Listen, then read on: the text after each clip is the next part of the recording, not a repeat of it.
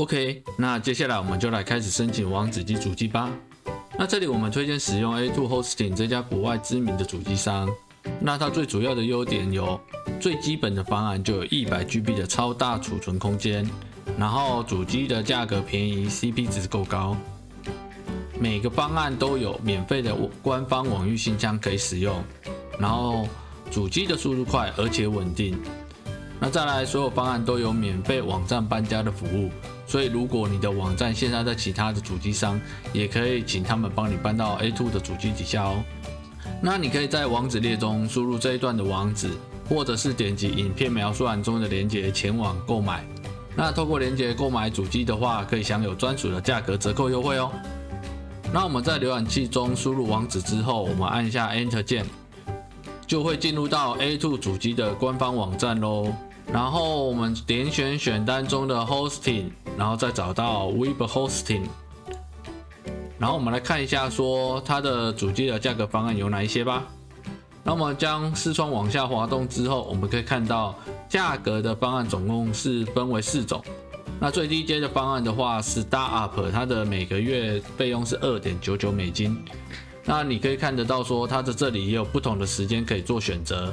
那第一个地方是3年的时间，那这一个是1年的时间，然后再就是1个月的时间。那你可以观察到，当时间越长的话，它的价格越便宜；时间越短的话，它的价格越贵。那通常主机商在第一次购买的时候，它的价格是最为便宜的。加上我们的网站是长期经营使用，所以建议购买至少要1年以上。Startup 方案的话，它可以用在建立一个网站，然后有 100GB 的 SSD 储存空间，然后也有免费的网站搬家服务。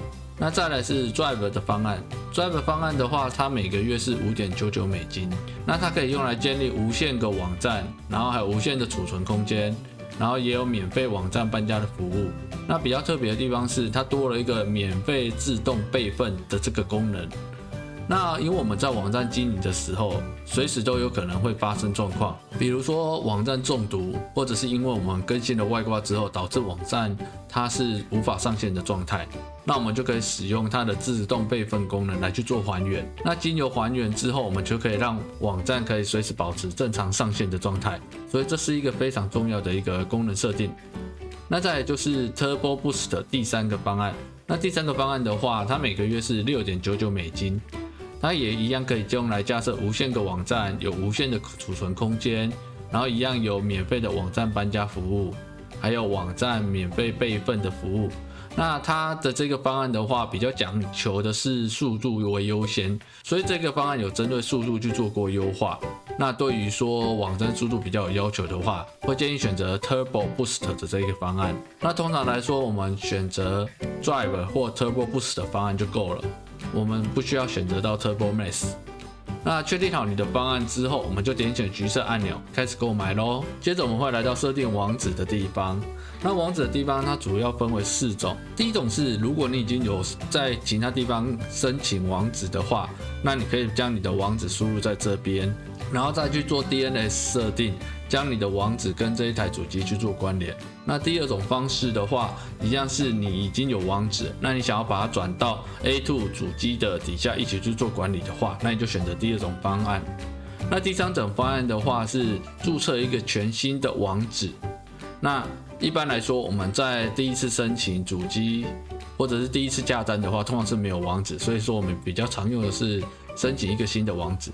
那如果说你现在都没有要申请网址的话，也可以点选第4个方式，先申请一个 A2 主机的暂时性网址。那你只要在这里输入你的网址名称就可以了。那通常来讲，因为网址都需要再做一些 DNS 的细部设定，会比较繁杂，所以说通常建议我们会在第一次购买主机的时候就一起将网址设定起来，会比较方便。那接着我们在这边就输入你想要的一个网址名称。那网址建议都是由英文组合而成，那你可以针对你的品牌名，或者是你的服务类型，或者是你的姓名，或者是比较特别的名字，那尽量的简短，不要太长。然后再来选择你的顶级域名。那顶级域名的地方，我们通常会选择 .com 或 .com.tw 这2个选项。那如果说你有觉得喜欢其他的一个顶级域名，也可以针对需求去做加购。那这边范例我们就以大康来作为示范。那输入完网址跟顶级域名之后，那我们就可以点点绿色的按钮来去确认这一组网址是不是可以做申请。那我们点击下去，然后接着我们就会看到说它会显示绿色的这一段的文字。那绿色的这一段文字主要是要告诉你说，你现在输入的这个网址是没有人申请的，你可以购买申请成为你的网址。如果你输入的网址刚好已经被人家使用的话，你可以在网址的地方重新修改一下排列组合，或者是修改你的顶级域名，选择比如说 .net 或者是其他的网址方案。那再来去确认看看。那这段讯息中也有告诉我们说，现在的网址是16.99美金一年，那换算成台币的话，大约是400多块钱。那我们接着再往下看一下。那这里主机上也会提供一些建议的一些网域名称给你去做选择。那如果说你这里有看到喜欢的，你就按下 Add to Cart。一般来讲，我们这边都比较少去做加购。那确认没问题之后，我们就按下 Continue 进行下一步咯。那接下来我们就会看到购物车的这个页面，那这里就会放上我们所购买的主机方案内容。那你可以在这边看到，我们刚才点选的是 Turbo Boost， 那所以说我们现在这里显示的是 Turbo Boost 的方案。然后呢，这里就可以选择说你想要购买的时间长度，分别是1个月、1年、2年、3年。购买的时间越长，费用越便宜。现在一次购买3年的话，每个月是6.99美金。那购买2年的话是9.99美金，这价格幅度相差非常大。那你就可以依照你的需求去做选择。那通常我们会建议购买时间至少要1年以上。那时间越长，对 SEO 来说也有一点加分的作用。然后接着我们可以看到说，右手边这边就会列出我们所购买的一些比较明细的价格。那你可以仔细看到说，这里有多了一个 promotion 的地方。如果你透过了连结购买的话，它会多了一个 promotion 的一个折扣优惠。你会看到是折了468块美金，那它折扣的幅度非常的大。那我们现在购买的话就是251块64美金，换算成台币的话，大约是3年7000多块。所以说每一年大概约是2000多块而已，非常的便宜。那我们再往下看一下还有哪一些内容可以去做选择。那接着我们会看到说，这一个地方是问你说要不要加购 SSL 安全性凭证的地方。那这个部分我们可以使用免费的 SSL 凭证，那我们之后再去做设定就好，我们这边就不需要做加购。那这个地方也是我们也不需要再做加购。那我们再往下滑动看还有哪一些的其他设定项目。那接着我们会看到这个地方是要设定你的伺服器位置。那通常这个部分会跟你的目标客群比较有关系。如果说你的目标客群是在国外的话，尽量选择美国东部或西部的这2个伺服器主机，那对于他们连线来讲也会比较快速。那如果说你的客户群是在台湾的话，那我们就会选择亚洲地区的新加坡，对于客户连线的速度也会比较快速一点。那再来我们看到 5.99 的这个加购项目的话，它是问你说要不要申请独立 IP 的一个服务。那如果说你有需求的话，就在这边做加购。所以我们这边也不勾选加购。那这一个步骤就是在说，当你完成购买主机之后，要不要将你的 WordPress 网站一并一起安装到主机底下。那我们这里可以点开，然后选择 WordPress。那现在你看到的这一个部分就是网站的登录账号跟密码。那这时候你就可以按下 Ctrl+C 将它复制下来，贴到你的记事本或者是其他的储存的地方。确定没问题之后，我们就按下 Continue 进行下一步。那在这个地方，我们就会进入到网址的一个设定项。那主要这些加购项目我们都用不到，我们就将它取消勾选。接着我们就按下 Continue 进行下一步。那再来我们就会到了结账页的地方。那到了结账页的这个步骤，你会看到刚才我们购买的主机方案，还有我们的网址方案。那网址方案的地方，你会看到这里还有多了一个时间长度的选择。那我们这边会建议说，如果你的主机是购买3年，我们就在这里网址的地方也是选择3年，让它同步，到时候一起续约做管理会比较方便。那当我们选择完成之后，右边这边也会自动切换价格。那你也可以发现到说，下面这里也会多了一个优惠券的一个折扣码。那它同步也会应用在这个结账的一个金额里面。那像现在的话，它就已经折扣了468块钱美金，非常的划算。那确认没问题的话，那我们就点选 Check It Out 进行结账咯。那到这个结账页的步骤，我们就要开始来填入一些我们的个人资讯。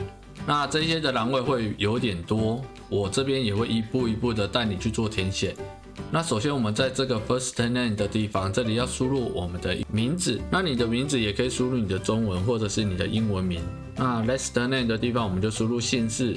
那再来是 email 信箱的地方，一定要输入一个你可以收到信的一个正确的 email， 因为接着主机商之后会寄给你网址的管理还有网域验证的一个信件，然后再来就是说发票信。如果你这边设定是错误的话，你就没有办法收到这一些的设定信，所以我们这边依序的去做输入。那在这个栏位的话是要你输入电话的号码，那你就可以依序的将你的电话号码输入进去。那接着我们往下看一下，这里会输入我们的一些账单地址。那账单地址的地方，第一个栏位是输入你的公司名称，如果你有公司名称的话，也可以在这里做输入。那第二个地方是输入我们的街道地址。那街道地址的地方，因为通常我们是中文的，那我们要将它翻译成英文，那我们就可以透过中华邮政的一个中翻英的服务。网址的地方已经放在影片描述栏中，你可以直接点击去做申请。那接着我们到了中华邮政的一个中文地址音译的地方，我们再往下滑动，这里就可以选择你的一个地址。那都输入完成之后，我们就按下查询按钮。那接着你会看到说，这里已经自动的帮你所输入的一个中文地址翻译成英文哦。那我们就将这一段的英文复制下来。那么再回到我们刚才申请主机的结账页面。那回到结账页面之后，我们就将我们刚才复制的地址贴上去，然后将后面中文字的地方去除掉。然后在这里 city 的地方，它要我们输入的是我们的县市，那我们就将我们的地址的县市反白复制下来，然后在这边贴上。那这里就要选择你的国家，如果你的国家是台湾的话，那我们就是点选下去，去选择我们的台湾。那这里的话，我们就要输入我们的县市，那我们一样从地址栏中去将我们的县市复制下来，并且贴上。然后这里的话就是要输入邮递区号。那账单资讯都输入完成之后，我们再往下依序的去做输入。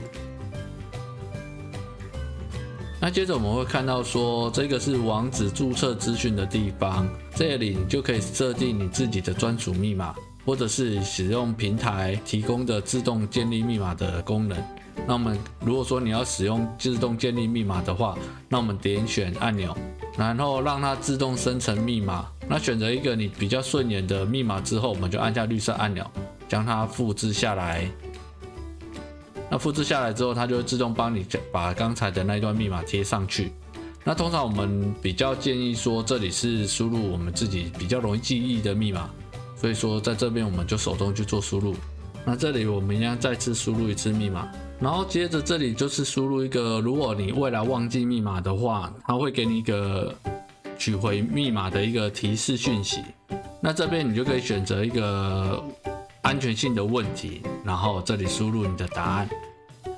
那输入完成之后，我们再往下看一下。那到这个步骤，我们就开始进行付款咯。那比较常用的付款方式是使用信用卡跟 PayPal 这两个方式。那如果说你是选择信用卡的话，在这里输入信用卡卡号，然后到期日期，还有安全密码。那接着这个选项的话是要问你说要不要订购电子报，那这边通常我们就取消。那这里我们就将它打勾，同意隐私权政策。那这里确定没问题之后，我们就按下按钮完成订单。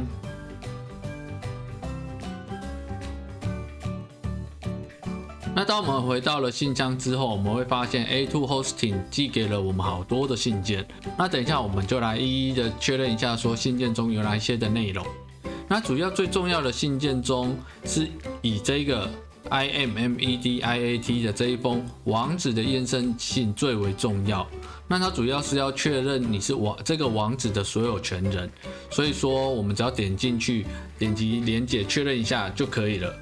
如果你没有确认的话，那你的网站在某一个时间点就会失效，那它就会导致你的网站无法正常的上线，所以这个要特别注意哦。那我们首先为了避免忘记，我们就先点进去做一下网址的确认吧。那点击进来之后呢，我们会发现这里会列出我们刚才所注册的一些相关的账号资讯。那么再往下看一下说，这里就会有一个连结是叫你点击确认你的 email 信箱，那我就让它点下去。点下去之后，你会看到这个的网址的确认信。那有收到这样的讯息之后，我们的网址就可以正常的使用咯。那接着我们就回到我们的信箱中看一下其他的信件内容吧。那我们回到信箱之后，我们就来稍微介绍一下有哪一些的信件内容吧。那首先第一封的话，这一个是 A2 主机的 CEO 跟你有打声招呼，所以说这个看过就好。那第二封的话是订单的确认信，所以这里会说明说你所购买的主机或者是网址的一些明细。那第三个这个 invoice 是发票的资讯，所以说你点进去也可以看到一些比较详细的一些发票的讯息。如果说你公司要请款的话，就可以用这个发票的部分跟公司做请款。那第四封的这一个信件中会写到说 DNS 的一些比较设定的项目，如果你的网址是在其他的地方购买的话，那你就会用到这一个 DNS 设定。那再来就是说，这一个的话是我们安装 WordPress 网站的一些资讯，那里面就会记载着说大家的账号跟密码。然后第五个的这一个只是说明说网址的一些注册的一些讯息，那你也可以点进去看一下。那基本上最重要的就是这个网址的验证性跟网站的一个安装资讯，还有说我们网址设定的一些 DNS 的一些资讯。那主要最重要的讯息这三封。那确认没问题之后，我们就回到主机的管理界面去进行网站的操作咯。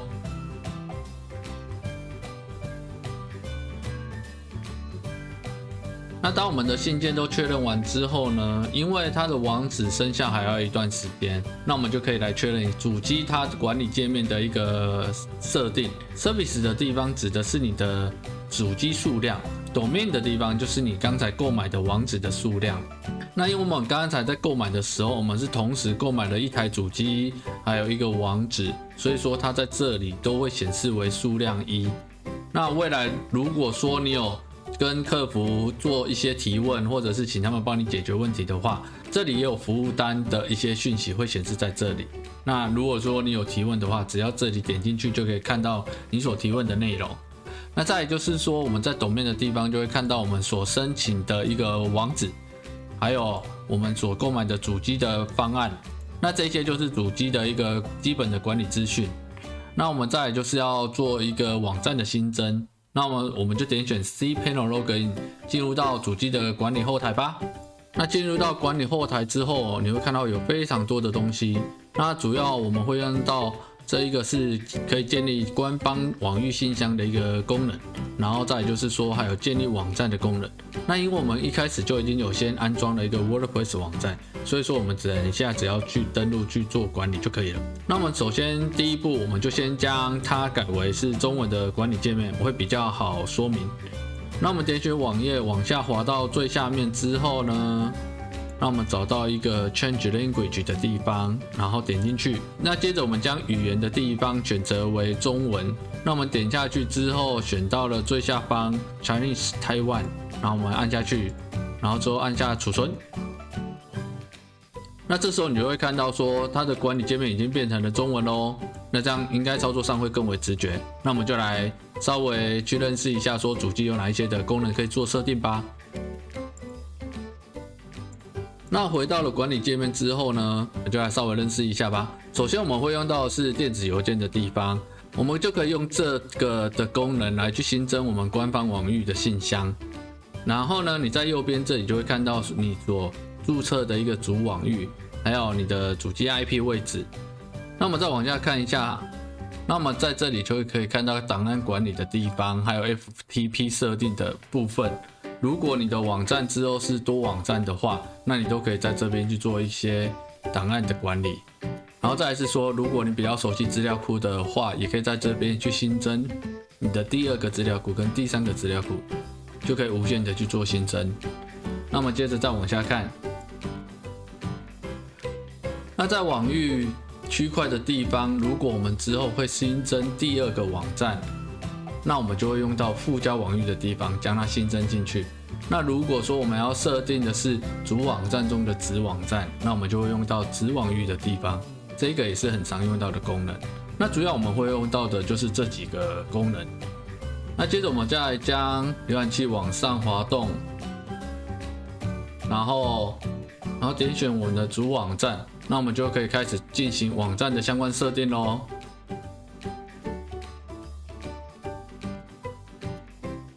那再来我们就要做网站的设定咯。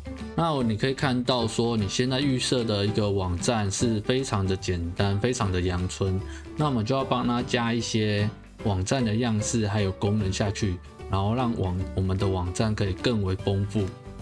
那首先你输入网址之后呢，我们在后面加上斜线，输入 WP 然后1横ADMIN 就可以进入到我们网站的管理后台。那我们输入完之后，我们按下 Enter 键。那现在我们就来到了网站的后台的登录界面。那这边我们就输入我们的账号跟密码。如果你忘记登录的账号或密码的话，那也可以回到 A2 主机的 cPanel 管理界面，然后往下找到这个选项，然后点击进去。然后点进来之后呢，我们再点选 WordPress 的这个选项。然后往下滑动到最下方，我们就可以看到我们所新增的网站。接着我们再点选 Admin 就可以登录我们的网站后台咯。那再来我们登录网站之后，这里看到就是 WordPress 预设登录的后台界面。那我们这边来开始做一点基本的环境设定。那首先我们从选单中找到 Setting 的地方，然后点选 General， 然后这里是进行一般设定的地方。那第一个 Site Title 的地方，我们这边输入网站的名称。输入完网站的名称之后呢，那我们再往下看。那第2个网站说明的地方，这边通常用不到，我们可以把它删掉。那再来是 WordPress 网址的地方，那这2个地方记得这个都不要去做异动。那只要一异动之后，你的网站就会坏掉。那它就会变得非常麻烦。那再来是这里就是你所登录的 email 信箱。那再来这个选项是要询问你说是否有开放会员注册使用。那我们这边就可以依照你的需求去做勾选。如果说你要让使用者可以注册账号的话，那我们这边就勾选起来。那如果没有要开放注册的话，我们就取消勾选。那再来最重要的是我们这边语言的地方，因为我们的网站如果是中文的话，我们这边就要选择中文的语系。那我们点开之后呢，往下拉就可以找到一个繁体中文的地方，那我们点下去。那再来就是 Time Zone 时区的地方，那这边就是依照你网站的一个时间去做选择。那我们这边点开之后呢，找到一个台北，你可以直接按下键盘的 T， 然后找到台北点下去。那点下去之后呢，我们再往下看。那这里是要询问你说日期的格式，那你就可以依照你想要的一个排版状况去做选择。那通常比较常用的话，会选择这一个第2个的部分。那你也可以在这边自行去做设定。那这里就是要设定时间的一个格式。那我们这边通常是选择 HI 的地方。那当然你也可以在这边去做设定。那这里都有 Preview 可以让你做预览。那都设定完成之后，我们就按下储存按钮咯。那按下储存按钮之后，我们就会发现网站都已经变成中文咯。那这样子就会更方便做设定。那再来我们就要帮我们的网站做一些样式的美化，还有帮它增加一些功能。那这边稍微介绍一下网站后台的地方。那文章的地方主要是用来写部落格，那你可以透过部落格来做一个 SEO 的免费引流。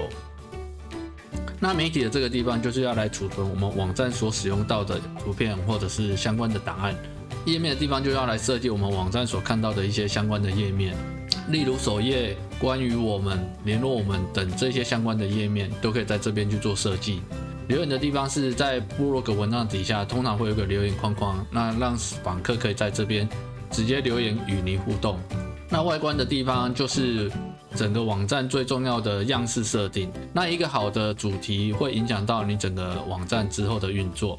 那在外挂的地方，就是要让你增加一些其他各式各样的强大的功能。那 WordPress 最大的好处就是它有各式各样的一些网站的功能可以让你安装做使用。那也有免费也有付费的。那使用者的地方就是我们的账号管理。如果你的网站有开放注册的话，会员注册账号都会一并的显示在这边。那设定的地方就是我们刚才所做的相关的设定。那基本上网站后台的导览就到这边。再来我们就要将网站打造成我们需要的一个网站内容。那我们会在外观的地方安装我们的布景主题，然后在外挂的地方增加一些网站的功能，让它可以符合我们的需求做使用。那接下来就来一步一步的跟着大金哥进行操作吧。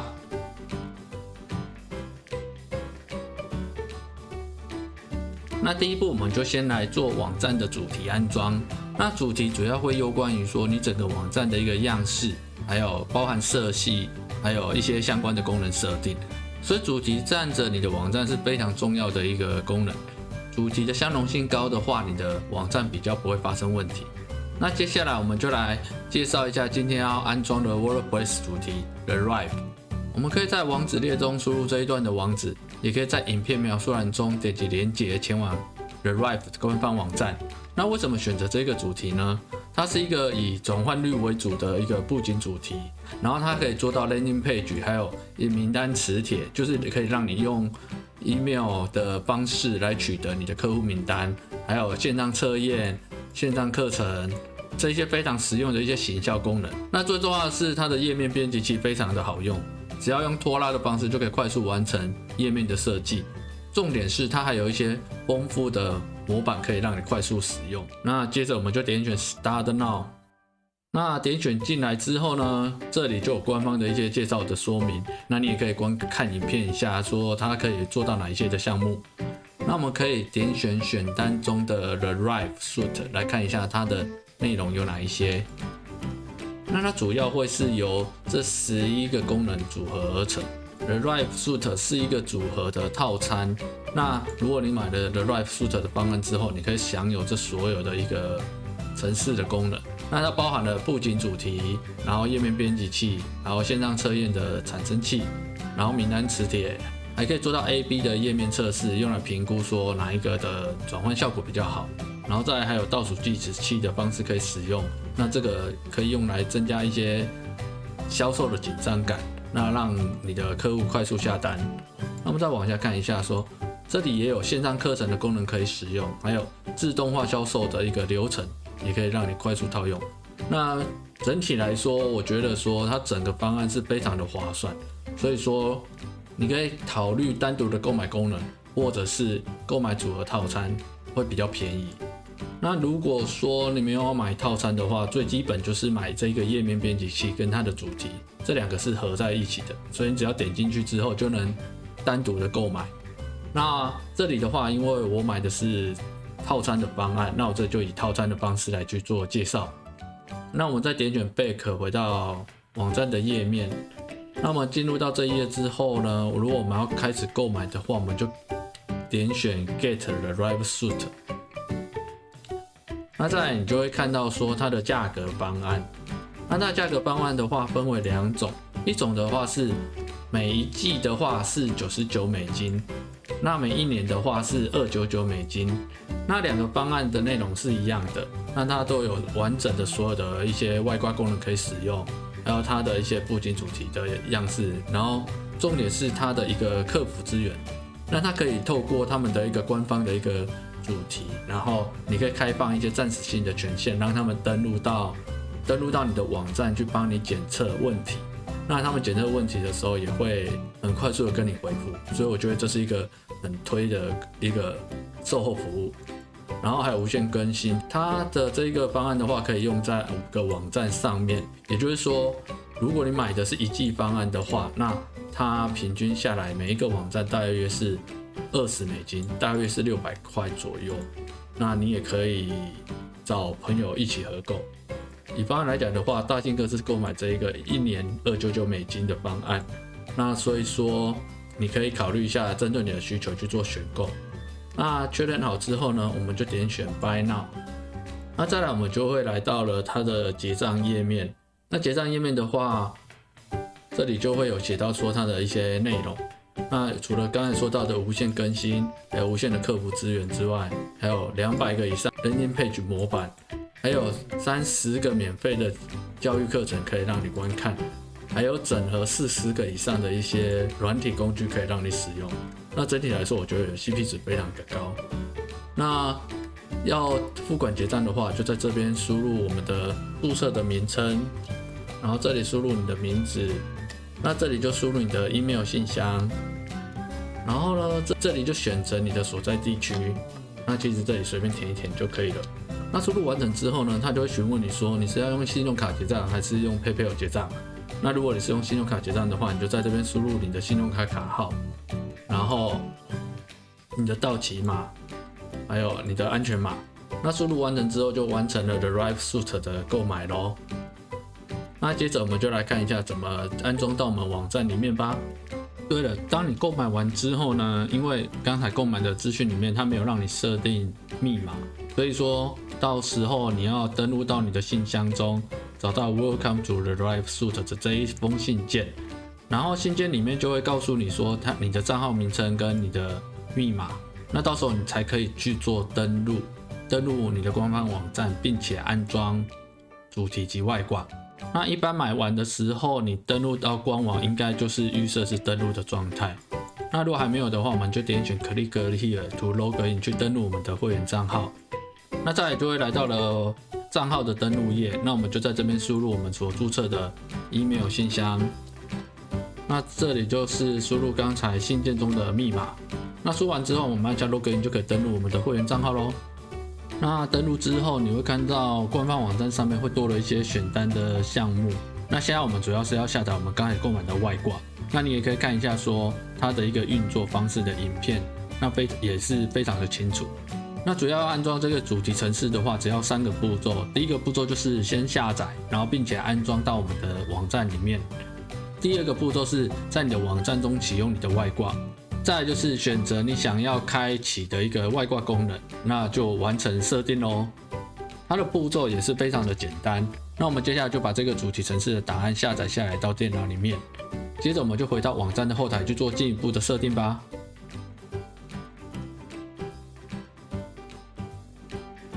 那么回到网站后台之后呢，我们点选外挂，然后我们要将我们刚才所下载的档案上传到我们的网站上面。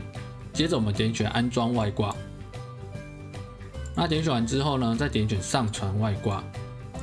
接着我们按下选择档案，然后选择我们刚才所下载的那个外挂程式。那选择完之后呢，我们就点选立即安装。那我们点选立即安装，就可以将我们的程式安装到我们的网站里面咯。那安装完之后呢，我们就再点选启用外挂。启用外挂之后呢，你就会发现它把外挂已经安装到我们的外挂列表里面咯。那我们接着再来先安装其他我们网站会需要用到的一些外挂功能。那首先我们先来整理一下整个外挂档案。那这个 Hello Dolly 这个通常是没什么太大作用，那我们就是把它先删除掉。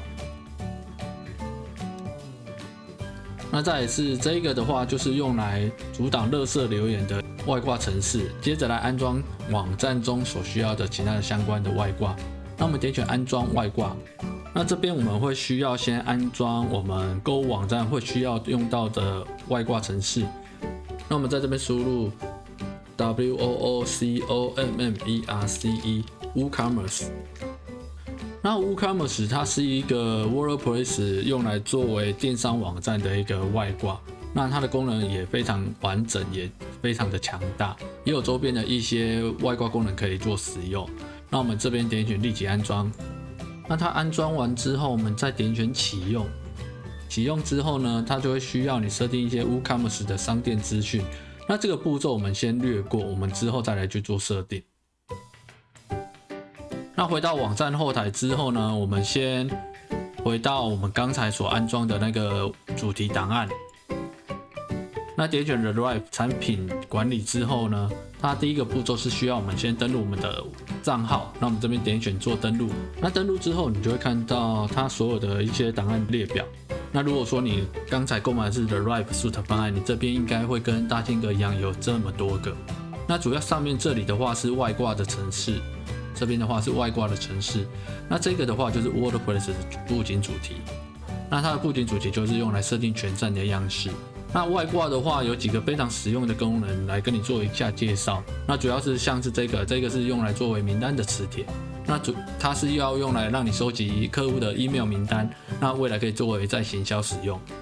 那第二个外挂这个是用来作为倒数计时的功能，那可以让你增加一些销售的紧张感，让客户可以更快的去做下单。然后再来是测验的这个功能也是非常的实用，那它可以用来让你建立一个测验的表单，然后再来借由测验引导到客户所需要的一个产品类型，或者是收集他的 email 名单。然后再来是这个是页面的编辑器，而且是大金哥最为推荐的一个页面的编辑器。这个是目前为止我觉得对于新手来说用起来最为直觉，也是最好用的一个页面编辑器，而且也有大量的一些模板可以让你快速套用，我觉得非常的方便又快速。那这个的话就是用来作为客户评论的功能。然后这个的话就是用来设定说可以做 A/B test 的交叉测试，那你可以借由设定 A 页面跟 B 页面的方式来去评估哪一个的成效比较好。那这个就是用来设定说自动化流程的一个工具。那基本的话我们会用到页面的编辑器跟 WordPress 的一个主题样式。那这里作为示范使用，所以我就全部将它勾选，然后一起让它做安装。那选择完之后呢，我们就点选按钮进行安装咯。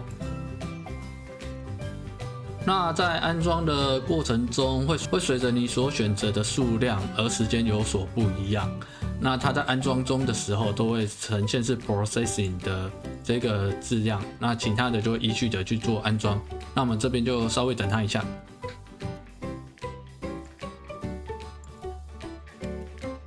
OK， 那到这里就已经全部安装完咯。那我们就先点选启用，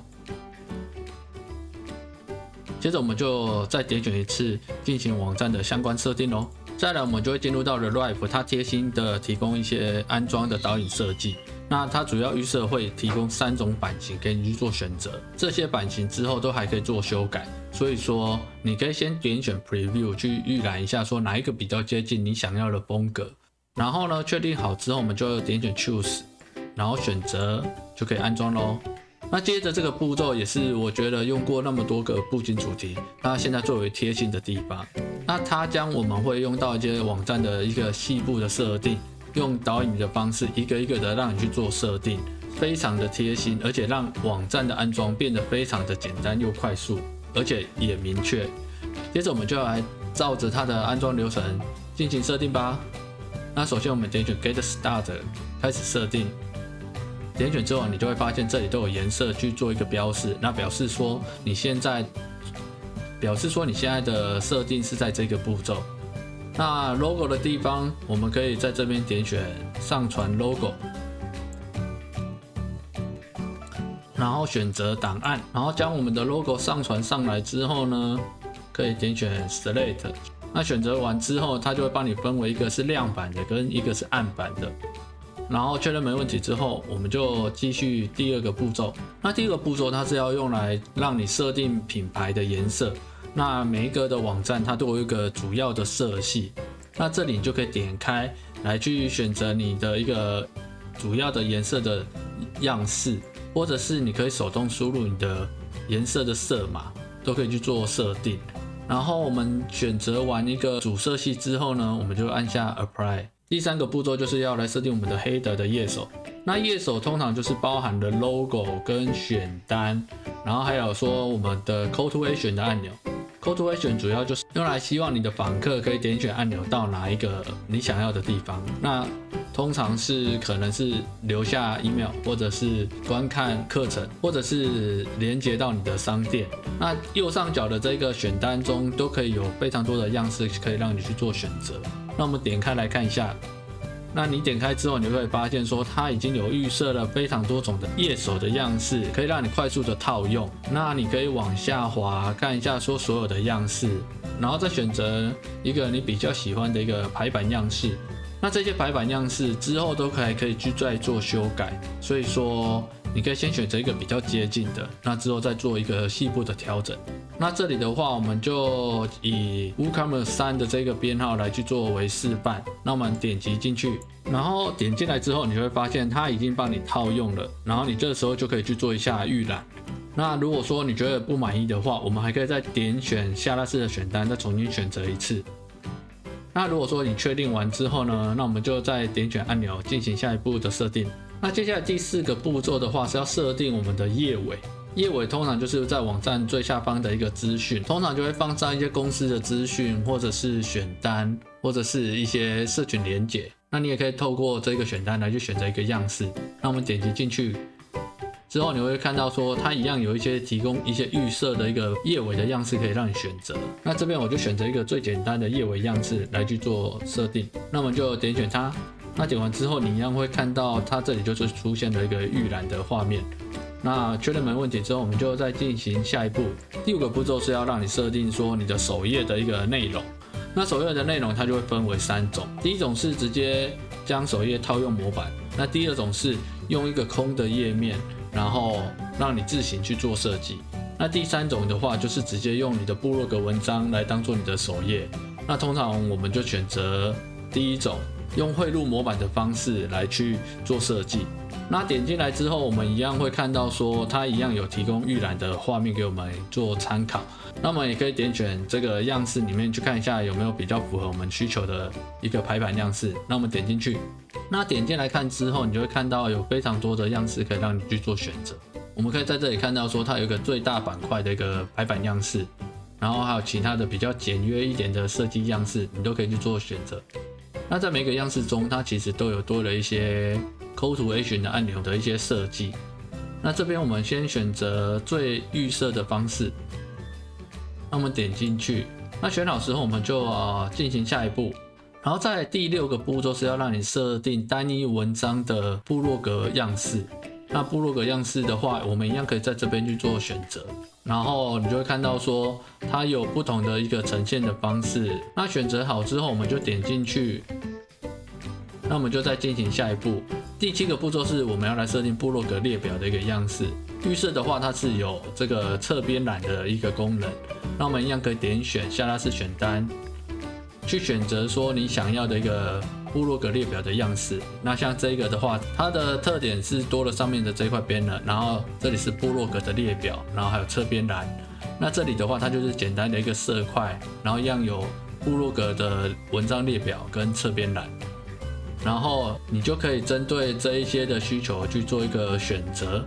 那你也可以选择说让访客可以留下你的 email 名单。这些都是一个很好的设计样式。这里我就先选择预设来作为示范。那确认好样式之后，我们再点选按钮进行下一步。再来是第8个步骤，它是要用来设计你的一个页面的样式。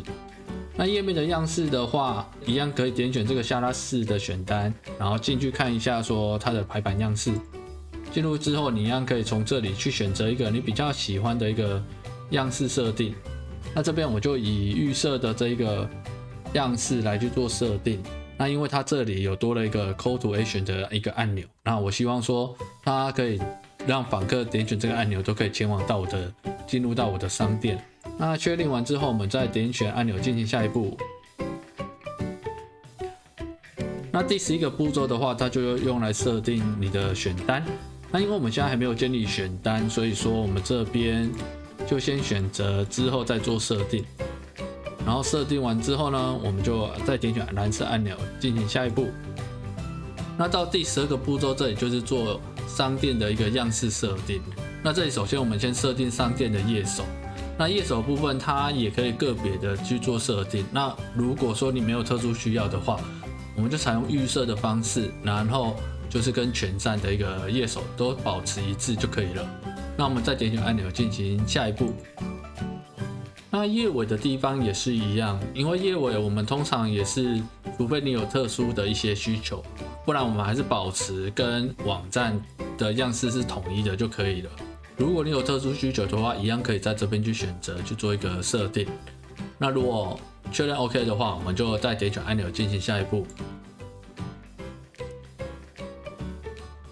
然后第14个步骤是要用来设定商店的首页，那跟我们刚才第5个步骤要设定首页的方式是非常相似的。那主要是说我们点选商店之后，它的一个预设的一个网设计样式，那你也可以从这个下拉式的选单中去选择一个你想要的样式。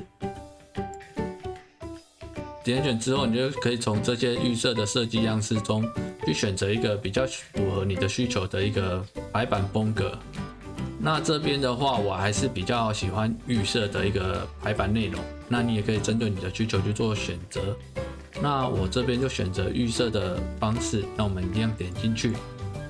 那点进去之后，它一样会出现一个预览的画面，你可以稍微看一下说现在这个风格是不是你想要的。那这些其实后来都可以再做修改，所以我们现在只是先做一个初步的设定。那选择完之后，我们一样点选按钮进行下一步。然后再来第15个步骤，就是要让你设定单一产品的一个样式。那我们一样点选这个选单中去看一下有哪一些的样式可以去做选择。那点进来之后呢，它预设的样式就是这个是商品的图片，那这里就是商品的缩图，这里就是商品的名称、价格，还有简短的介绍。那这里就是它的商品的规格，然后商品的数量跟加入购物车的按钮，然后这里就是商品的一个完整的介绍。那你就可以依照你的需求去做一个选择。那这里的话，我就选择第2个样式，比较简约。那选择完之后，我们一样点选按钮，再进行下一步。接着我们就会来到了购物车的页面的设定。那这个步骤我们通常保留预设的就可以了。那如果说你有特殊的排版需求，也可以点选选单再去做选择。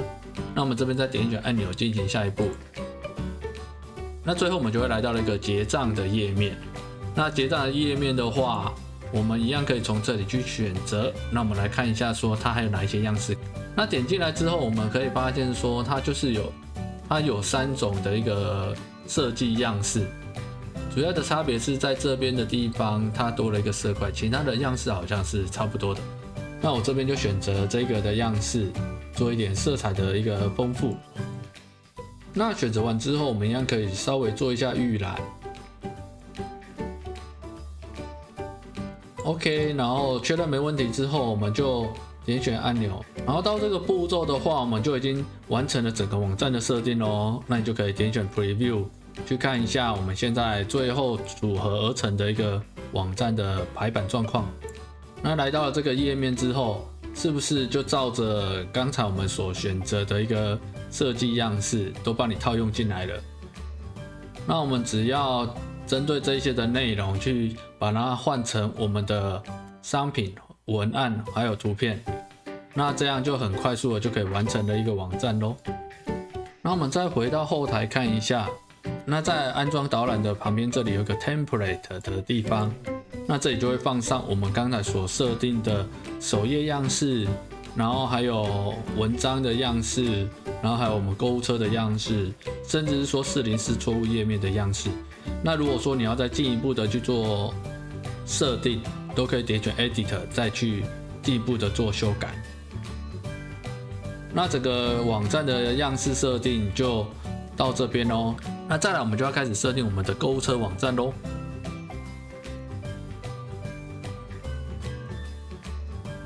我们在经营网站的时候啊，也可以常常看到这种浮动在网页最上方，然后固定的这种广告讯息，有一些还会加上一些倒数计时的这个功能，那你就会充满着紧张感，那就会增加你立即抢购的这个欲望。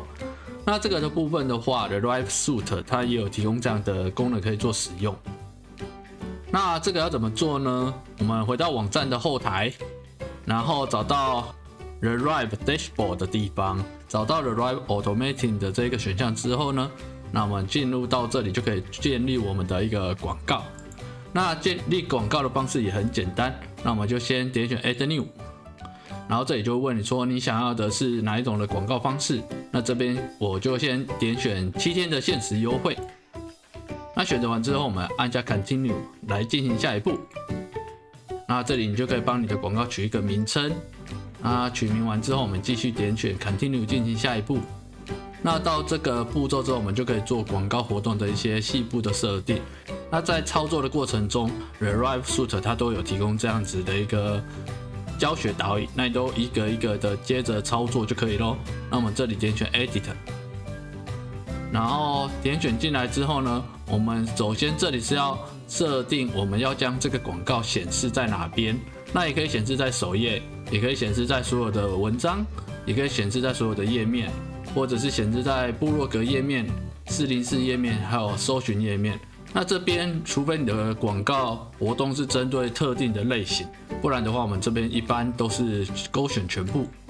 那勾选完之后呢，我们就按下储存。那储存完之后，它就会帮你的显示规则放进来咯。那再来我们就要设计这个广告的样式，那我们可以点选这一支笔进入做修改。那进来之后呢，你一样会看到像是页面编辑的一个排版方式。那我们在这边就可以把它修改为中文，还有一些你想要提供的一个广告活动。那都设定完之后，就大概会是像这个样子。那你也可以针对你的广告活动去做编排。那编排完成之后，我们这里就按下储存。那储存完成之后，我们点选这个小箭头，然后按下离开，然后确定，它就已经帮这个广告新增上去了哦。那我们可以到网站中去确认一下。那回到网站中之后呢，我们就会看见它已经出现在我们的网页上方。那这样子就可以非常的醒目做一个广告的活动。那使用者也可以透过这样的方式知道你的商城现在刚好在特价哪些项目，或者是有哪些优惠讯息可以让他们做抢购。那这样子资讯就会非常的清楚。